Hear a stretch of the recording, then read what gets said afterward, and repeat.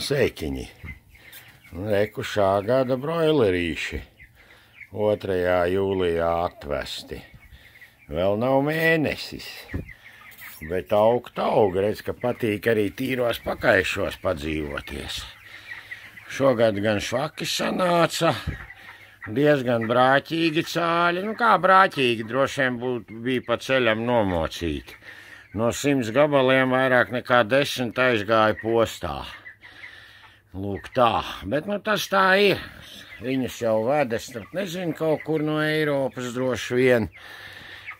Lietuvā gan tirgo viņus, bet nu diez vai lietuvieši viņus audzē.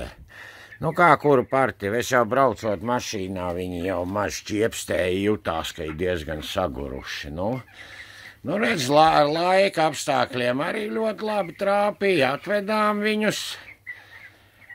Atvedām, pāris dienas palika zem lampas un viss, un palika silts jau, un bija viss kārtībā. Un tagad jau, redz, ir arī pašu dārzeņi.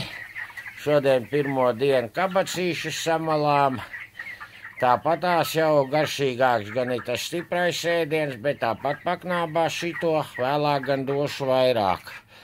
Vēlāk būs gan kartupelīši pa druskai, gan dārzenīši, kas no dārza, burkāniem arī paaugušies, tā kā tiks viņiem. Tālūk, tā kā būs garšīga gaļa mums. Šogad kā reiz maijā beidzās mūsu ģimenei 100 nokauja pagājušā gada broileri. Tā kā tādā veidā veikalā broileri gaļu nepērkam, vispār vistas gaļu nepērkam.